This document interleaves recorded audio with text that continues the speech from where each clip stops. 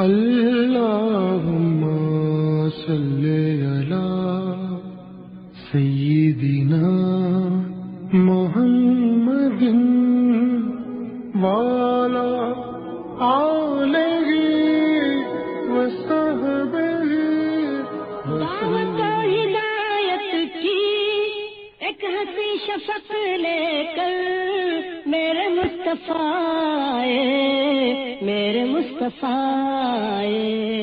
کفر کے اندھیروں میں نور کا طبق لے کر میرے مصطفیٰ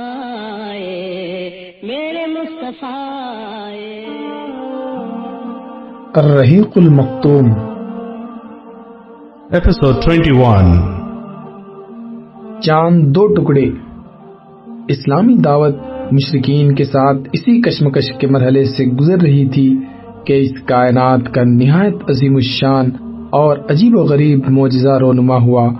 نبی صلی اللہ علیہ وسلم کے ساتھ مشرکین کے مجادلات کے جو بعض نمونے گزر چکے ہیں، ان میں یہ بات بھی موجود ہے کہ انہوں نے آپ صلی اللہ علیہ وسلم کی نبوت پر ایمان لانے کے لیے خرق عادات نشانیوں کا مطالبہ بھی کیا تھا، اور قرآن کے بیان کے مطابق انہوں نے پورا زور دے کر قسم کھائی تھی کہ اگر آپ نے ان کی طلب کردہ نشانیاں پیش کر دیں تو وہ ضرور ایمان لائیں گے، مگر اس کے باوجود ان کا یہ مطالبہ پورا نہیں کیا گیا اور ان کی طلب کردہ کوئی نشانی پیش نہیں کی گئی۔ اس کی وجہ یہ ہے کہ یہ اللہ کی سنت رہی ہے کہ جب کوئی قوم اپنے پیغمبر سے کوئی خاص نشانی طلب کرے اور دکھلائے جانے کے بعد بھی ایمان نہ لائے تو اس قوم کی مہلت ختم ہو جاتی ہے اور اسے عذاب عام سے ہلاک کر دیا جاتا ہے، چونکہ اللہ کی سنت تبدیل نہیں ہوتی، اور اسے معلوم تھا کہ اگر قریش کو ان کی طلب کردہ کوئی نشانی دکھلا بھی دی جائے تو وہ فی الحال ایمان نہیں لائیں گے، جیسا کہ اس کا ارشاد ہے، یعنی اگر ہم ان پر فرشتے اتار دیں اور مردے ان سے باتیں کریں اور ہر چیز ان کے سامنے لا کر اکٹھا کر دیں تو بھی وہ ایمان نہیں لائیں گے، سوائے اس صورت کے کہ اللہ چاہ جائے، مگر ان میں سے اکثر نادانی میں ہیں۔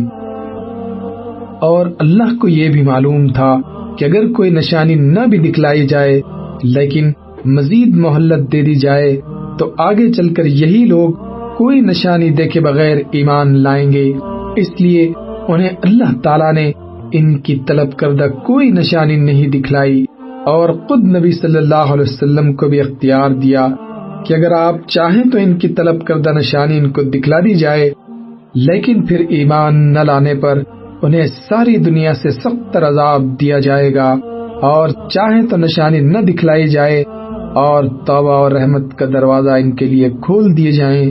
اس پر نبی صلی اللہ علیہ وسلم نے بھی یہی آخری صورت اختیار فرمائی کہ ان کے لیے توبہ اور رحمت کا دروازہ کھول دیا جائے۔ تو یہ تھی مشرکین کو ان کی طلب کردہ نشانی نہ دکھلانے کی اصل وجہ، لیکن چونکہ مشرکین کو اس نقطے سے کوئی سروکار نہ تھا، اس لیے انہوں نے سوچا کہ نشانی طلب کرنا آپ کو خاموش اور بے بس کرنے کا بہترین ذریعہ ہے، اس سے عام لوگوں کو مطمئن بھی کیا جا سکتا ہے کہ آپ پیغمبر نہیں بلکہ سخن ساز ہیں۔ اس لیے انہوں نے فیصلہ کیا کہ چلو اگر یہ نامزد نشانی نہیں دکھلاتے تو کسی تعین کے بغیر کوئی بھی نشانی طلب کی جائے۔ چنانچہ انہوں نے سوال کیا کہ کیا کوئی بھی نشانی ایسی ہے جس سے ہم یہ جان سکیں کہ آپ واقعی اللہ کے رسول ہیں؟ اس پر آپ صلی اللہ علیہ وسلم نے اپنے پروردگار سے سوال کیا کہ انہیں کوئی نشانی دکھلا دے۔ جواب میں حضرت جبرائیل علیہ السلام تشریف لائے اور فرمایا کہ انہیں بتلا دو آج رات نشانی دکھلائی جائے گی، اور رات ہوئی تو اللہ نے چاند کو 2 ٹکڑے کر کے دکھلا دیا۔ صحیح بخاری میں حضرت انس بن مالک سے مروی ہے کہ اہل مکہ نے رسول اللہ سے سوال کیا کہ آپ انہیں کوئی نشانی دکھلائیں، آپ نے انہیں دکھلا دیا کہ چاند 2 ٹکڑے ہے، یہاں تک کہ انہوں نے دونوں ٹکڑوں کے درمیان میں ہرا پہاڑ کو دیکھا۔ حضرت عبداللہ بن مسعود سے روایت ہے کہ چاند 2 ٹکڑے ہوا، اس وقت ہم لوگ رسول اللہ کے سامنے مینا میں تھے، آپ صلی اللہ علیہ وسلم نے فرمایا، گواہ رہو، اور چاند کا ایک ٹکڑا پھٹ کر پہاڑ یعنی جبل ابو قبیس کی طرف جا رہا۔ چاند کے 2 ٹکڑے ہونے کا یہ معجزہ بہت صاف تھا۔ قریش نے اسے بڑی وضاحت سے کافی دیر تک دیکھا اور آنکھ مل مل کر اور صاف کر کر کے دیکھا اور ششدر رہ گئے، لیکن پھر بھی ایمان نہیں لائے، بلکہ کہا تو یہ کہا کہ یہ تو چلتا ہوا جادو ہے، اور حقیقت یہ ہے کہ محمد نے ہماری آنکھوں پر جادو کر دیا ہے۔ اس پر بحث و مباحثہ بھی کیا۔ کہنے والوں نے کہا کہ اگر محمد نے تم پر جادو کیا ہے تو وہ سارے لوگوں پر تو جادو نہیں کر سکتے، باہر والوں کو آنے دو، دیکھو کیا خبر لے کر آتے ہیں۔ اس کے بعد ایسا ہوا، باہر سے جو کوئی بھی آیا اس نے اس واقعے کی تصدیق کی، لیکن پھر بھی ظالم ایمان نہیں لائے اور اپنی ڈگر پر چلتے رہے۔ یہ واقعہ کب پیش آیا؟ علامہ ابن حجر نے اس کا وقت ہجرت سے تقریباً 5 سال پہلے لکھا ہے، یعنی 8 نبوت۔ علامہ منصور پوری نے 9 نبوت لکھا ہے، مگر یہ دونوں بیانات محل نظر آتے ہیں، کیونکہ 8 اور 9 نبوت میں قریش کی طرف سے آپ صلی اللہ علیہ وسلم اور بنو ہاشم اور بنو عبد المطلب کا مکمل طور پر بائیکاٹ چل رہا تھا، بات چیت تک بند تھی، اور معلوم ہے کہ واقعہ اس قسم کے حالات میں پیش نہیں آیا تھا۔ حضرت عائشہ رضی اللہ عنہا نے اس کی ایک آیت ذکر کر کے اس سورے کی طرف اشارہ کرتے ہوئے فرمایا ہے کہ وہ جب نازل ہوئی تو میں مکہ میں کھیلتی ہوئی بچی تھی، یعنی یہ عمر کا وہ مرحلہ تھا جس میں اس قسم کی باتیں یاد بھی ہو جاتی ہیں اور بچپن کا کھیل بھی جاری رہتا ہے، یعنی 5-6 برس کی عمر۔ لہذا واقعی شق القمر کے لیے 10 یا 11 نبوت زیادہ قرین قیاس ہے۔ حضرت عبداللہ بن مسعود کے اس بیان سے کہ اس وقت ہم مینا میں تھے، یہ مترشح ہوتا ہے کہ یہ حج کا زمانہ تھا، یعنی قمری سال اپنے خاتمے پر تھا۔ شق القمر کی یہ نشانی شاید اس بات کی بھی تمہید رہی ہو کہ آئندہ اسرا اور معراج کا واقعہ پیش آئے تو ذہن اس کے امکان کو قبول کر سکے، واللہ عالم۔ اسرا اور معراج، نبی صلی اللہ علیہ وسلم کی دعوت و تبلیغ ابھی کامیابی اور ظلم و ستم کے اس درمیانی مرحلے سے گزر رہی تھی، اور افق کے دور دراز پہنائیوں میں دھندلے تاروں کی جھلک دکھائی پڑنا شروع ہو چکی تھی کہ اسرا اور معراج کا واقعہ پیش آیا۔ یہ معراج کب واقع ہوئی، اس بارے میں اہل سیر کے اقوال مختلف ہیں، جو یہ ہیں: نمبر 1، جس سال آپ کو نبوت دی گئی اسی سال معراج بھی واقع ہوئی، یہ طبری کا قول ہے۔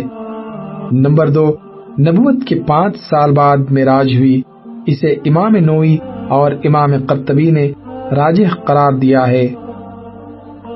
نمبر 3، نبوت کے 10ویں سال 27 رجب کو ہوئی، اسے علامہ منصور پوری نے اختیار کیا ہے۔ نمبر 4، ہجرت سے 16 مہینے پہلے یعنی نبوت کے 12ویں سال ماہ رمضان میں ہوئی۔ نمبر 5، ہجرت سے 1 سال 2 ماہ پہلے یعنی نبوت کے 13ویں سال محرم میں ہوئی۔ نمبر 6، ہجرت سے 1 سال پہلے یعنی نبوت کے 13ویں سال ماہ ربیع الاول میں ہوئی۔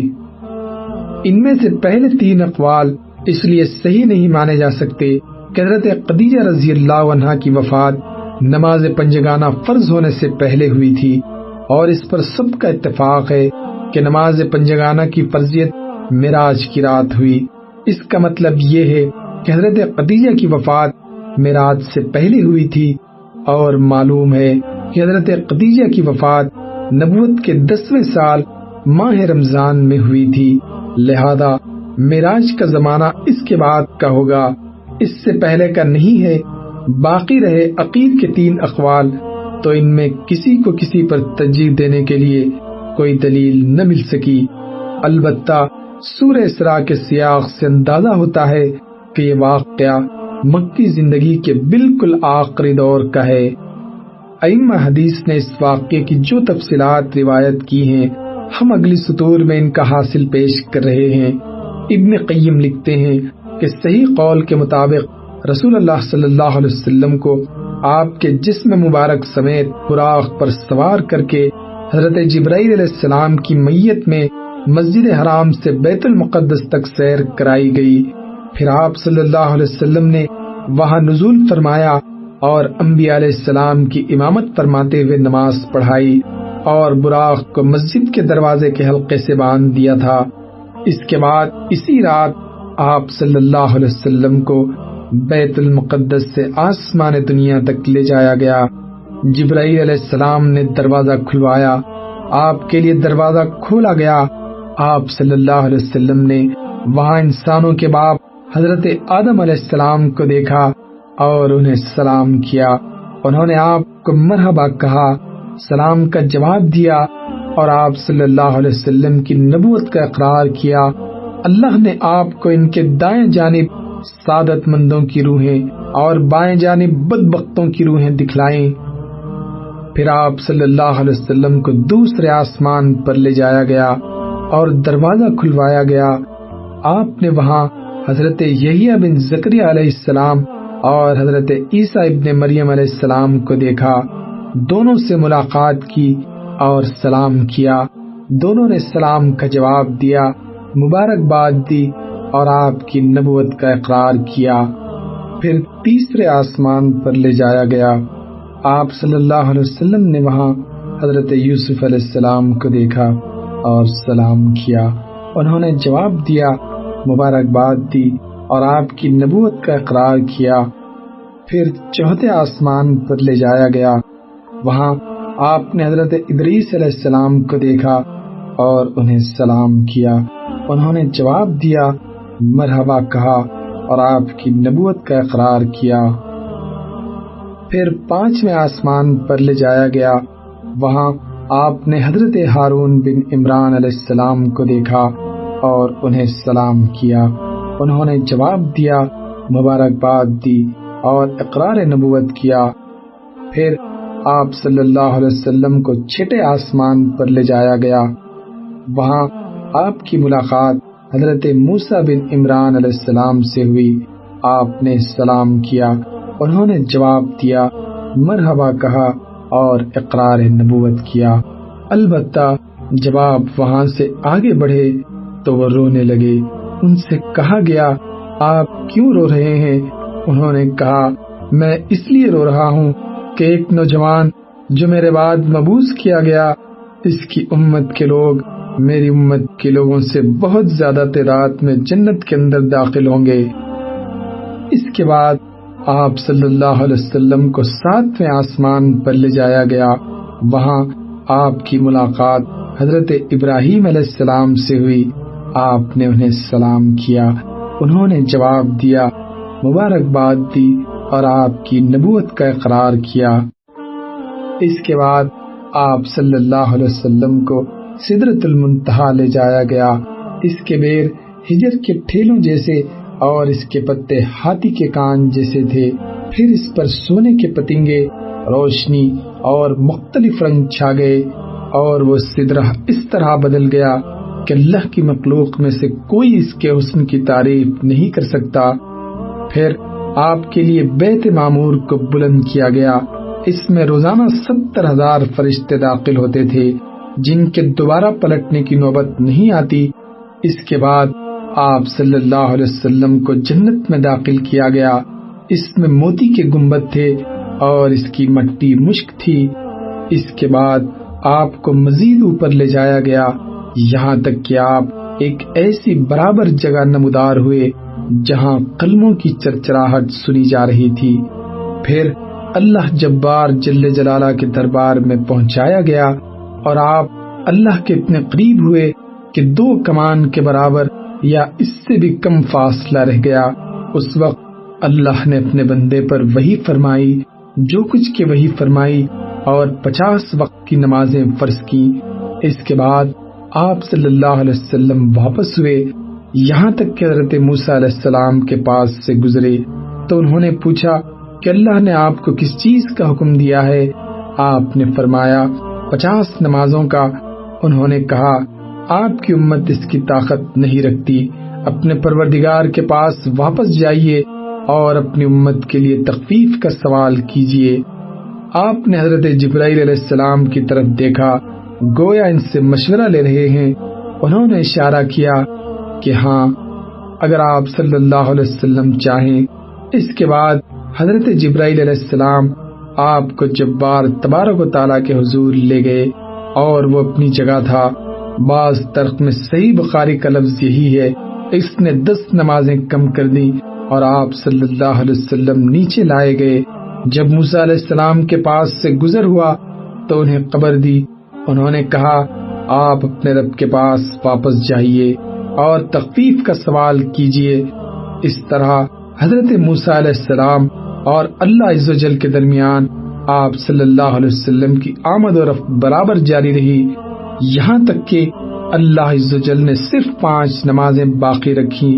اس کے بعد بھی موسیٰ علیہ السلام نے آپ صلی اللہ علیہ وسلم کو واپسی اور طلب تخفیف کا مشورہ دیا، مگر آپ صلی اللہ علیہ وسلم نے فرمایا، اب مجھے اپنے رب سے شرم محسوس ہو رہی ہے، میں اسی پر راضی ہوں اور سر تسلیم کم کرتا ہوں۔ پھر جب آپ صلی اللہ علیہ وسلم مزید کچھ دور تشریف لے گئے تو ندا آئی کہ میں نے اپنا فریضہ نافذ کر دیا اور اپنے بندوں سے تخفیف کر دی۔ اس کے بعد ابن قیم نے اس بارے میں اختلاف ذکر کیا ہے کہ نبی صلی اللہ علیہ وسلم نے اپنے رب تبارک و تعالیٰ کو دیکھا یا نہیں۔ پھر امام ابن تیمیہ کی ایک تحقیق ذکر کی ہے جس کا حاصل یہ ہے کہ آنکھ سے دیکھنے کا سرے سے کوئی ثبوت نہیں اور نہ کوئی صحابی اس کا قائل ہے، اور ابن عباس سے دیکھنے اور دل سے دیکھنے کے جو 2 قول منقول ہیں، ان میں سے پہلا دوسرے کے منافی نہیں۔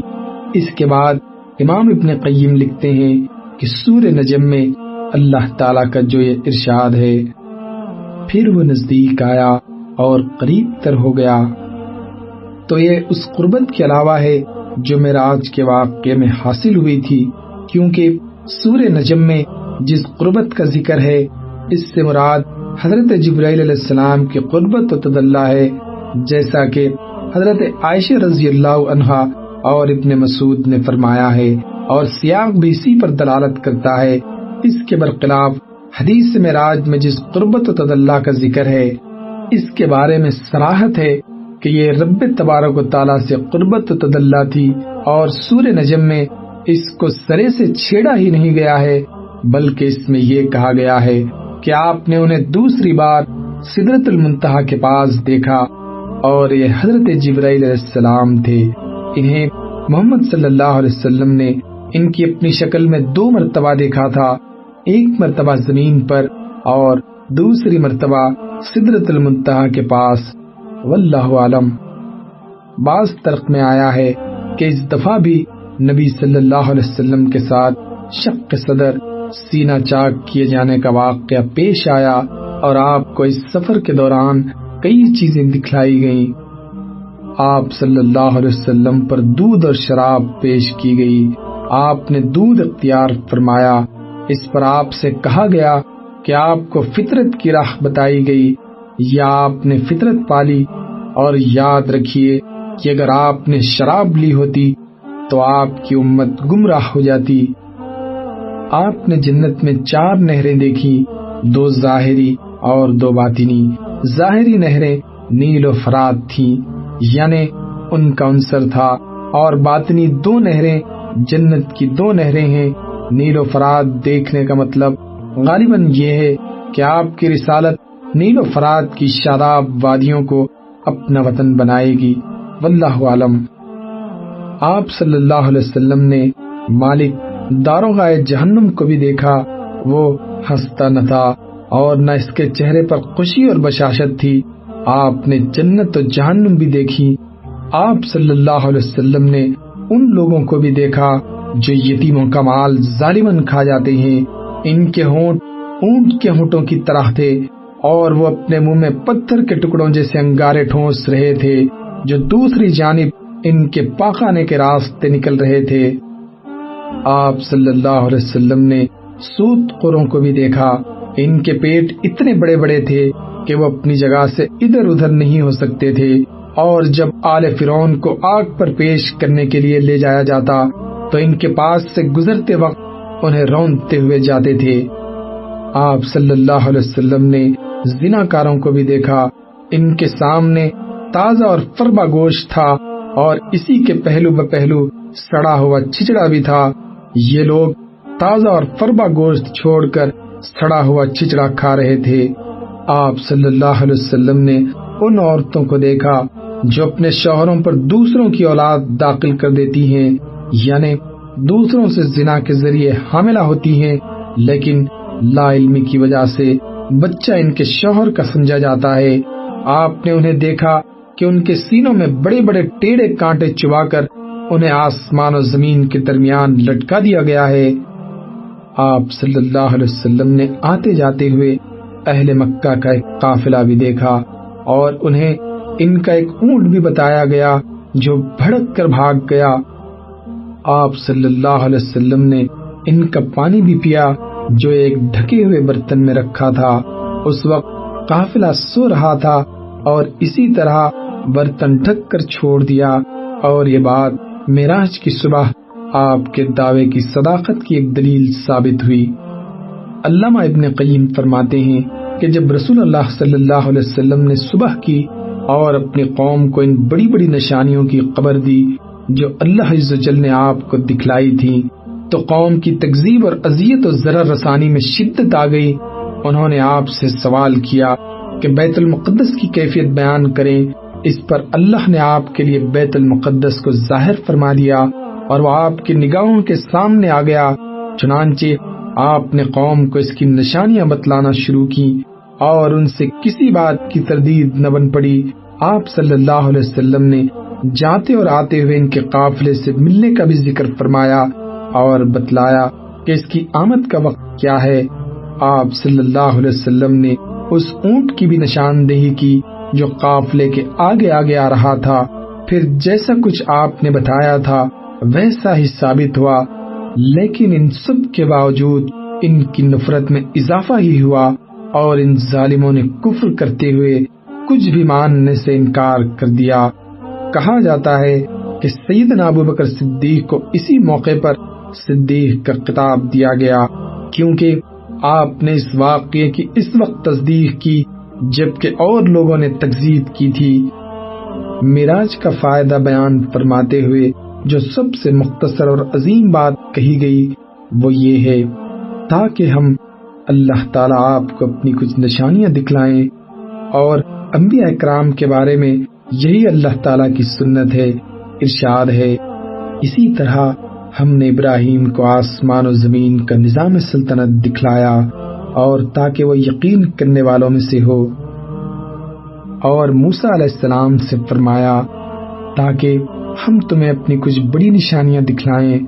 پھر ان نشانیوں کے دکھلانے کا جو مقصد تھا اسے بھی اللہ تعالیٰ نے اپنے اس ارشاد کے ذریعے واضح فرما دیا۔ چنانچہ جب انبیاء کرام علیہ السلام کے علوم کو اس کے مشاہدات کی سند حاصل ہو جاتی تھی تو انہیں عین الیقین کا وہ مقام حاصل ہو جاتا جس کا اندازہ لگانا ممکن نہیں کہ شنیدہ کے بود مانند دیدہ، اور یہی وجہ ہے کہ انبیاء کرام علیہ السلام اللہ کی راہ میں ایسی ایسی مشکلات جھیل لیتے تھے جنہیں کوئی اور جھیل ہی نہیں سکتا۔ در حقیقت ان کی نگاہوں میں دنیا کی ساری قوتیں مل کر بھی مچھر کے پر کے برابر حیثیت نہیں رکھتی، اسی لیے وہ ان قوتوں کی طرف سے ہونے والی سختیوں اور ایذا رسانیوں کی کوئی پرواہ نہیں کرتے۔ اس واقعے معراج کی جزیات کے پس پردہ مزید جو حکمت اور اسرار کار فرما تھے، ان کی بحث کا اصل مقام اسرار شریعت کی کتابیں ہیں۔ البتہ چند موٹے موٹے حقائق ایسے ہیں جو اس مبارک سفر کے سر چشموں سے پھوٹ کر سیرت نبوی کی گلشن کی طرف رواں دواں ہیں، اس لیے یہاں مختصراً انہیں قلم بند کیا جا رہا ہے۔ آپ دیکھیں گے کہ اللہ تعالیٰ نے سورہ اسراء میں اسراء کا واقعہ صرف ایک آیت میں ذکر کر کے کلام کا رخ یہود کی سیاہ کاریوں اور جرائم کے بیان کی جانب موڑ دیا، پھر انہیں آگاہ کیا کہ یہ قرآن اس راہ کی ہدایت دیتا ہے جو سب سے سیدھی اور صحیح راہ ہے۔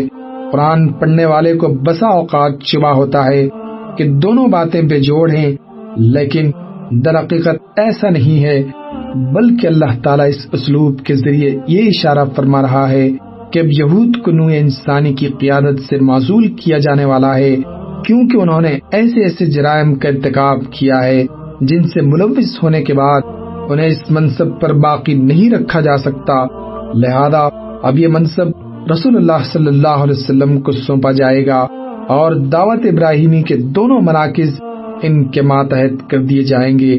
بلفظ دیگر اب وقت آ گیا ہے کہ روحانی قیادت ایک امت سے دوسری امت کو منتقل کر دی جائے، یعنی ایک ایسی امت سے جس کی تاریخ غدر و خیانت اور ظلم و بدکاری سے بھری ہوئی ہے، یہ قیادت چھین کر ایک ایسی امت کے حوالے کر دی جائے جس سے نیکیوں اور بھلائیوں کے چشمے پھوٹیں گے اور جس کا پیغمبر سب سے زیادہ درست راہ بتانے والے قرآن کی وحی سے بہراور ہے۔ لیکن یہ قیادت منتقل کیسے ہو سکتی ہے جبکہ اس امت کا رسول مکے کے پہاڑوں میں لوگوں کے درمیان ٹھوکریں کھاتا پھر رہا ہے؟ اس وقت یہ ایک سوال تھا جو ایک دوسری حقیقت سے پردہ اٹھا رہا تھا، اور وہ حقیقت یہ تھی کہ اسلامی دعوت کا ایک دور اپنے خاتمے اور اپنی تکمیل کے قریب آ لگا ہے، اور اب دوسرا دور شروع ہونے والا ہے جس کا دھارا پہلے سے مختلف ہوگا۔ اسی لیے ہم دیکھتے ہیں کہ بعض آیات میں مشرکین کو کھلی وارننگ اور سخت دھمکی دی گئی۔ ارشاد ہے، اور جب ہم کسی بستی کو تباہ کرنا چاہتے ہیں تو وہاں کے اصحاب ثروت کو حکم دیتے ہیں، مگر وہ کھلی خلاف ورزی کرتے ہیں، پس اس بستی پر تباہی کا قول برحق ہو جاتا ہے اور ہم اسے کچل کر رکھ دیتے ہیں۔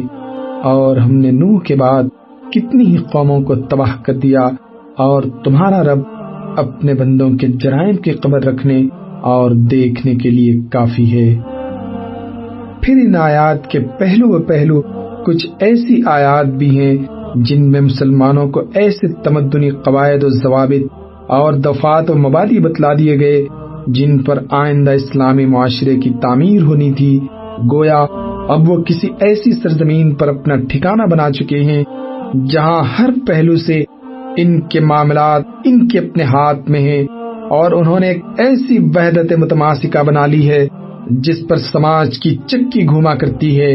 لہذا ان آیات میں اشارہ ہے کہ رسول اللہ صلی اللہ علیہ وسلم عنقریب ایسی جائے پناہ اور امن گاہ پالیں گے جہاں آپ کے دین کو استقرار نصیب ہوگا۔ یہ اسراء و معراج کے بابرکت واقعے کی تہ میں پوشیدہ حکمتوں اور رازہائے سربستہ میں سے ایک ایسا راز اور ایک ایسی حکمت ہے جس کا ہمارے موضوع سے براہ راست تعلق ہے، اسی لیے ہم نے مناسب سمجھا کہ اسے بیان کر دیں۔